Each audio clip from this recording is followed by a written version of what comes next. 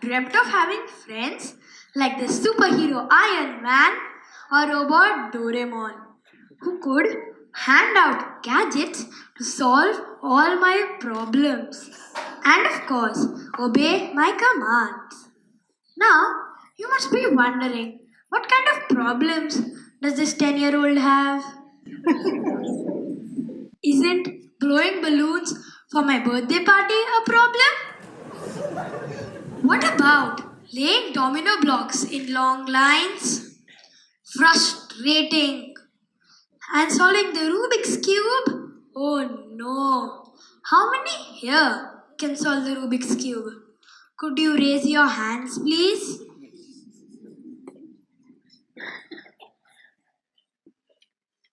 Well, I can see only a few. But guess what?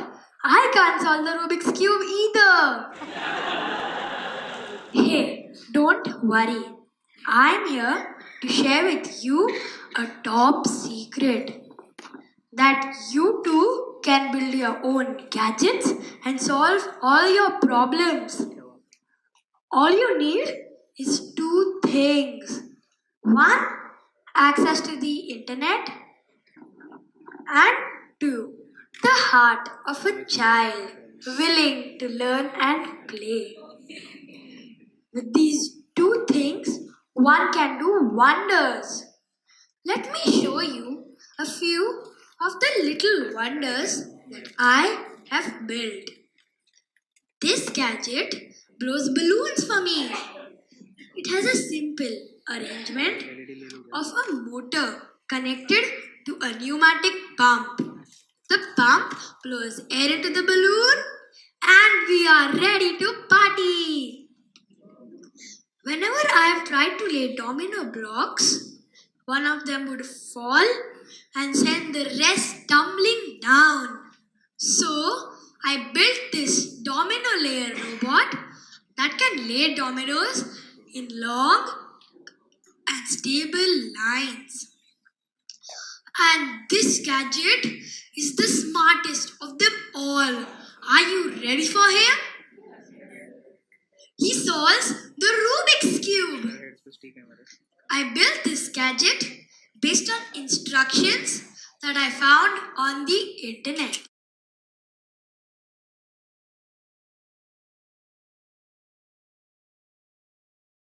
Watching these wonderful gadgets, you must be thinking that they are very difficult to build. But for me, building these gadgets is enjoyable. Just like playing football or even just attending a birthday party. It all started with a gift that I received on my 5th birthday. A simple Lego Technic snowmobile set that I built quickly. And soon I was able to build bigger and more complex toys. By age 7, I was able to give my first talk to a group of 150 students. Since then, I have enjoyed giving such educational talks and conducting workshops. Seeing my passion for robotics, my parents formed a team for me to participate in robotic competitions and named it Lego Goa. Each of these competitions has a set of tasks to be performed by a robot in a limited time. We also won many awards for these competitions, such as Best Inspirational Team Award, National Champions, and Maker Champions. Now, you must be wondering whether this little guy has some superpowers. No, I am like any other kid, wanting to have fun while playing with toys. But there is a twist to that. My parents bring me toys and games that have some learning in them. And well, watching non-stop videos is completely allowed, but only if they are TED-Ed.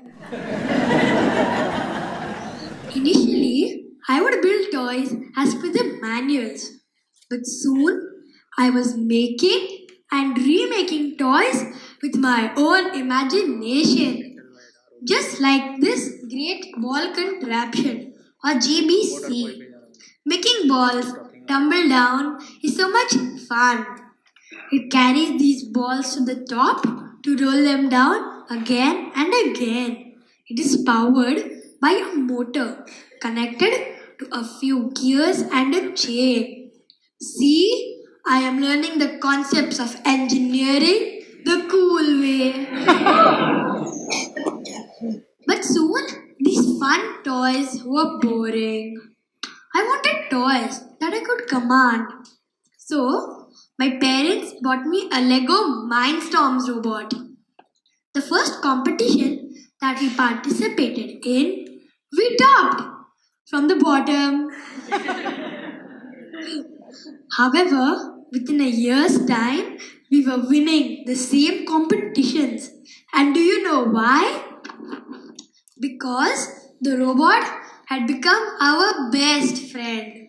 We were playing with it for hours every day, and we mastered to communicate with it in its own language of code. When I say coding, does this scary image flash through your minds? Long lines of unintelligible code? Oh no, that is not the code that I am talking about. But let me show you how I code the robot. I code the robot using simple drag and drop blocks like this. Now, imagine that there is a line here on stage with a few turns to it and you have to walk along it. Looks simple, right? But getting a robot to do the same was nearly impossible. Earlier, I only knew a simple logic which tells the robot to turn left or right based on the sensor seeing the edge of the black line. But as you can see, this code is not good enough. Only advanced mathematical concepts like integrals and derivatives could get my robot to follow the line accurately. Recently, my team participated in the Maker competition.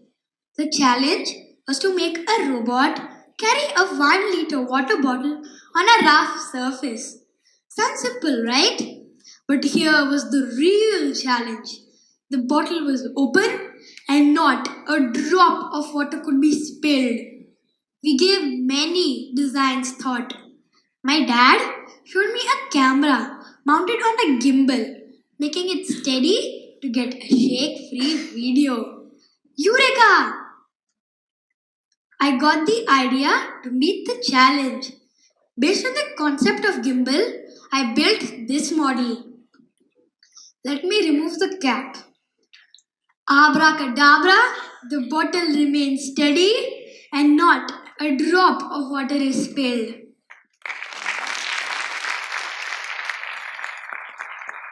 Such a simple concept, isn't it? Yet it works so brilliantly. And yay! We won the Maker competition.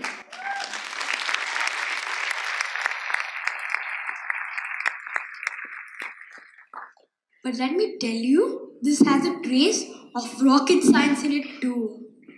Because the concept of gimbal was used by NASA for its Apollo moon mission. So you see why I love maths and science. I need their help to build and control my robots. Do these concepts sound difficult? Maybe yes. Have I failed while trying? Many times. Like this machine that I built. I wanted to build a walker, but it turned out to be a shaker.